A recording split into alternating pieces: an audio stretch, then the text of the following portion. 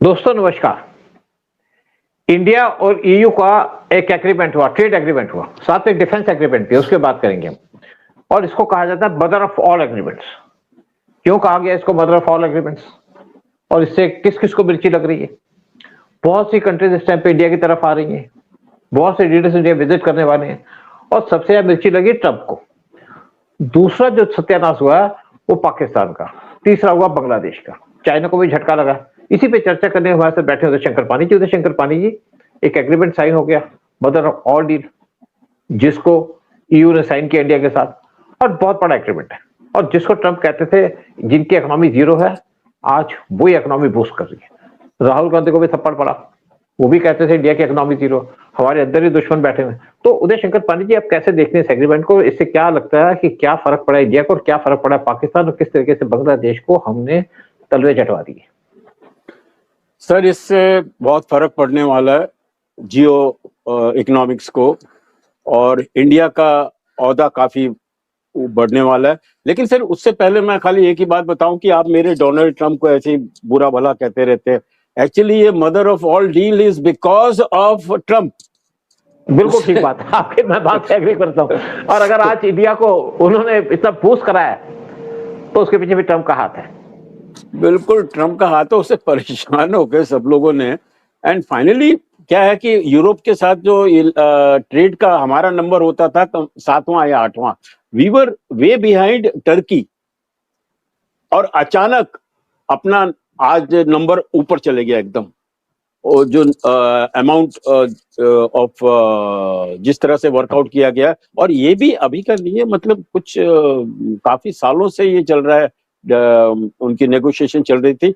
लेकिन अभी सही टाइम आया कि इवन यूरोप की कंट्रीज ने भी, अपना यूरो ऑर्गेनाइजेशन ने भी यही सोचा कि भैया इस टाइम अगर कोई रिलायबल है और कोई स्टेडी है और कोई अपकमिंग इकोनॉमिक्स है, इकोनॉमी वाला देश है, तो वो है हिंदुस्तान। स्टेबिलिटी है, वो भरोसे की कंट्री है। That is what they kept saying कि भरोसे की कंट्री है। और सर, यहाँ तो एक और मैं मुहावरा बोलना चाहूंगा, 100 सुनार की 1 लोहार की। सब लोग लगे हुए थे टुक टुक टुक टुक इंडिया को जरा, और मोदी क्यों नहीं कर रहा कुछ। अरे मोदी पूरा लगा हुआ था, रात दिन मेहनत कर रहा था इस प्रोजेक्ट के ऊपर। और ये जो उसने मास्टर कार्ड खेला ऑफ इनवाइटिंग यूरो हेड्स को to our 26 January is something which is beyond anybody's imagination.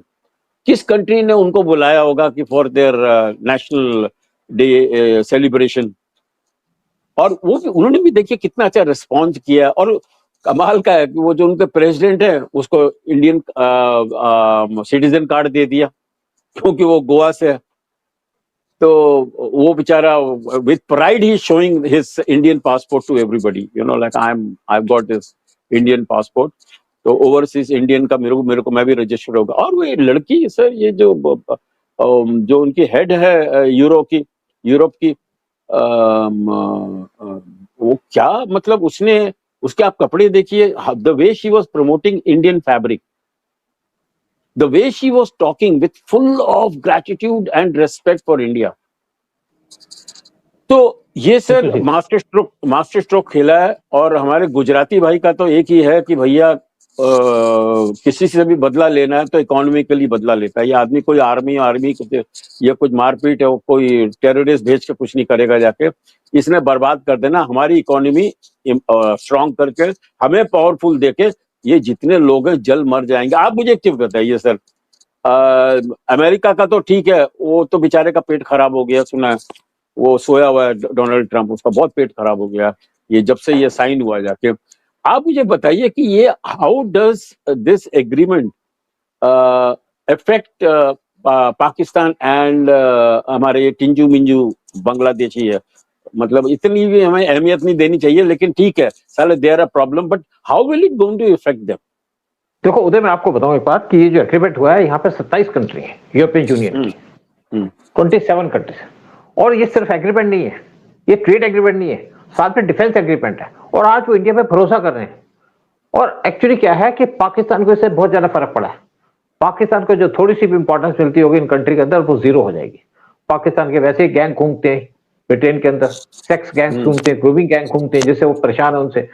Pakistan को इसलिए प्रॉब्लम होगी कि पाकिस्तान की जो थोड़ी बची हुई ट्रेड है वो खत्म हो जाएगी। देखिए, जब 26 जनवरी हुई तो पीएम मोदी के साथ साथ दोनों यूरोपियन यूनियन के लीडर खड़े थे और उनसे पूछ रहे थे ये क्या है, क्या है। स्पेशली मेरे डिफेंस की चीज में बहुत ज्यादा प्रेशर दे रहे थे, बहुत ज्यादा उनसे बातचीत कर रहे थे। पीएम मोदी ने सारी चीजें बताई, वहां पे ऑपरेशन सिंदूर के बारे में बातचीत हुई और पूरे वर्ल्ड ने देखा किस तरीके से इंडिया ने ऑपरेशन सिंदूर करके पाकिस्तान को हिला दिया, बर्बाद कर दिया। और आज वही पाकिस्तान जो टेररिस्ट कंट्री है, क्योंकि पाकिस्तान को इस डील के साथ एक फर्क ये पड़ेगा कि पाकिस्तान को और ज्यादा क्रिटिसाइज किया जाएगा वर्ल्ड फोरम के ऊपर, क्योंकि पाकिस्तान एक टेररिस्ट कंट्री है, इनके टेररिस्ट इंडिया के अंदर आते हैं। पाकिस्तान सोचता था कि मेरे साथ ट्रंप है, मेरा कुछ नहीं बिगाड़ सकते, लेकिन आज ट्रंप की कमर भी तोड़ दी गई है जब से ईयू के लीडर इंडिया के अंदर आए। और दूसरा इसमें फर्क ये पड़ेगा पाकिस्तान को कि पाकिस्तान कुछ भी करे, थोड़ी सी भी एक्टिविटी करेगा तो सबसे पहले यूरोपियन कंट्रीज को क्रिटिसाइज करेंगी, कोई और नहीं करेगा। तो अमेरिका के पाकिस्तान को सपोर्ट देने से कोई फर्क नहीं पड़ेगा। और दूसरी बात है कि जिस तरीके से हमारी इकोनॉमी बूम कर रही है, देखिए इस डील से हमें बहुत फायदा हुआ। हमारी जो डील थी इनके साथ वो थी 136 बिलियन डॉलर की पर ईयर, वो अगले कुछ महीनों में या कुछ साल के अंदर बढ़ जाएगी 200 बिलियन डॉलर। ट्रंप का जो टैरिफ था वो तो जीरो हो गया, नेगेटिव हो गया। सिर्फ यहां खत्म नहीं हुआ, इससे पहले हमने 8 कंट्री के साथ एफटीए एग्रीमेंट साइन किया था, ब्रिटेन के साथ भी किया था। लेकिन एक और बात आ रही है कि ये जो यूरोपियन लीडर यहाँ पे आए हैं, जिस तरीके से हमारी प्लेट को देख रहे थे, और उसके बाद राजनाथ सिंह के साथ इनकी मीटिंग कराई गई और वहां पे कहा गया कि किस तरीके से हम उन्हें पूछा कि किस तरीके से इंडिया में हेल्प कर सकता है हमारी डिफेंस प्रोडक्शन के अंदर, क्योंकि इंडिया के पास इस टाइम पे मैन पावर है, इंडिया के पास टेक्निकल मैन पावर है, इंडिया के पास रिसोर्सेज है, और ये कंट्री इंडिया के अंदर अपने आप बनाना चाहती है। उस पर भी एग्रीमेंट हुआ, उसकी डिटेल तो बाहर नहीं आई। लेकिन क्योंकि इनकी कंट्रीज के बहुत से आर्म्स एमुनिशन वो खत्म हो चुके हैं, क्योंकि सारा का सारा एमुनिशन भेज दिया इन्होंने यूक्रेन के अंदर। अब यूक्रेन का भी इशू आ रहा है सामने कि क्या उसको सपोर्ट करें क्या नहीं करें। तो उससे क्या है कि ये चाहते हैं कि इनके इक्विपमेंट इंडिया के अंदर बनाए जाए और उसके बाद इनको सप्लाई की जाए, क्योंकि हर एक कंट्री अपना पीछे स्टॉक रखती है एमुनिशन का, तो उससे बड़ा फर्क पड़ेगा।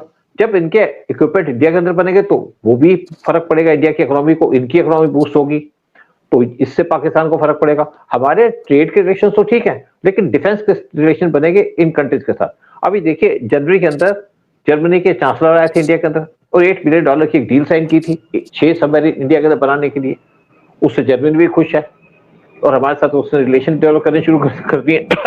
और इससे पहले पाकिस्तान ने जर्मनी से कहा था कि जो उनके पास सबमरीन है उनके लिए उनको बैटरीज चाहिए, जर्मनी ने मना कर दिया कि हम तुम्हें कुछ नहीं देंगे।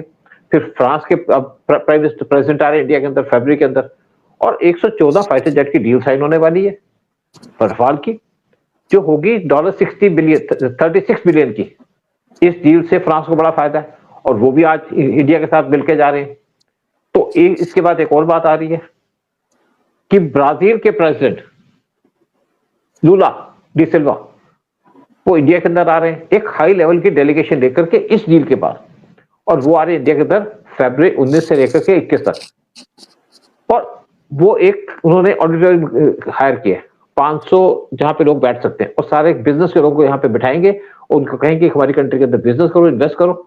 यानी कि आज इंडियन कंपनीज को इन्वाइट करने जा रहे हैं, इंडिया के लोगों को इन्वाइट करने जा रहे हैं अपनी कंट्री के अंदर। इससे पहले एक एग्रीमेंट साइन किया गया था इंडिया और ब्राजील के बीच में, वो था कि वो इंडिया से हमारे तेजस देगा और हमें देगा ट्रांसपोर्ट एयरक्राफ्ट जिसकी इंडिया को जरूरत है, और ये होगी डील, मतलब बार्टर डील करने जा रहे हैं।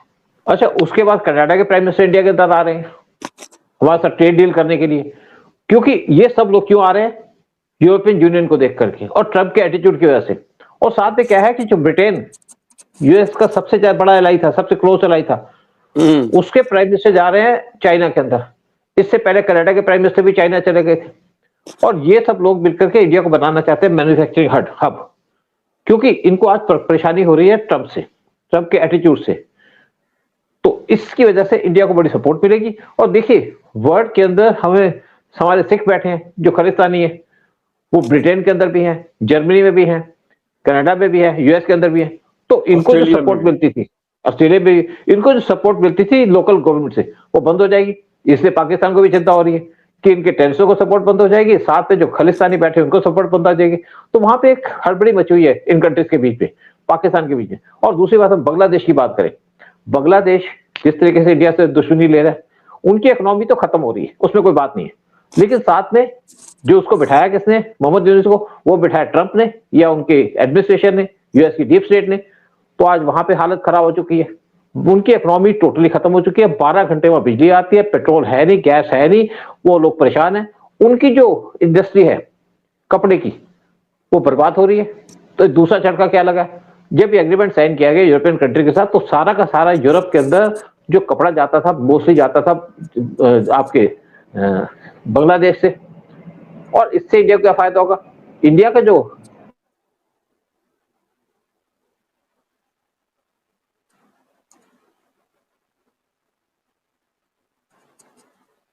डील से लगाया जा रहा है कि हमारा जो, हाँ कोई नहीं, इस डील से लगाया जा रहा है कि हमारा जो एक्सपोर्ट होगा कपड़ों का, वो होगा $36 बिलियन का, यानी कि हमको $31 बिलियन तो यहीं से आ जाएंगे, और इससे हमारी बहुत से स्टेट्स को फायदा होगा।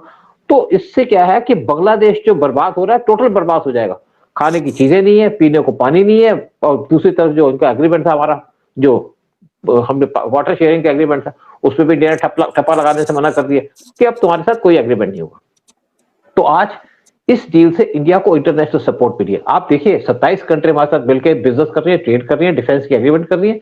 तो 27 कंट्री हमारे साथ डिप्लोमेटिक रिलेशंस को भी इंप्रूव करेंगी, और इससे क्या होगा कि बांग्लादेश को नुकसान होगा, उनके कपड़े के बिजनेस को नुकसान होगा, पाकिस्तान के टेररिस्ट कैंप्स को उनको नुकसान होगा, और साथ में नुकसान होगा यूएस को, क्योंकि ट्रंप के एटीट्यूड की वजह से सब कुछ हुआ है। ट्रंप ने जिस तरीके से इंडिया पे टैरिफ लगाया, इंडिया पे लगाया 50% टैरिफ, कनाडा पे लगाया 25% टैरिफ, और जिस तरीके से ट्रंप ने वर्ल्ड में डिसऑर्डर फैलाया, इससे एक तो यूएस एक्सपोज हो गया, और दूसरा इंडिया को फायदा हुआ कि इंडिया को पता चल गया कि यूएस का असली चेहरा क्या है, और साथ में वर्ल्ड को पता चल गया। क्योंकि ट्रंप ने क्या किया, ट्रंप ने अपने नाटो कंट्रीज को भी टारगेट करना शुरू कर दिया। जब डावोस के अंदर यहाँ पे समिट हो रही थी, वहां पे जिस तरीके से ट्रंप ने अपने एलाइज को टारगेट किया, जिस तरीके से कहा कि हमारी आर्मी स्ट्रांग है, हम कुछ भी कर सकते हैं, तुम्हारी आर्मी जीरो है। अब इटली की प्राइम मिनिस्टर भी इंडिया के अंदर आ रही है। जब इतने बड़े बड़े कंट्री के लीडर इंडिया के अंदर आ रहे हैं बिजनेस करने के लिए, ट्रेड करने के लिए, डिफेंस डील के लिए, तो हमारी इमेज बढ़ेगी। मैं आपको बता दूं कि वर्ल्ड में क्या होता है कि जो यूरोपियन कंट्री है, उनकी पहली प्रायोरिटी होती है ट्रेड, और मेन ट्रेड क्या है, डिफेंस ट्रेड। हमने 1980s में फ्रांस से कुछ मिराज प्लेन लिए थे, इंदिरा गांधी गवर्नमेंट थी उस टाइम पे।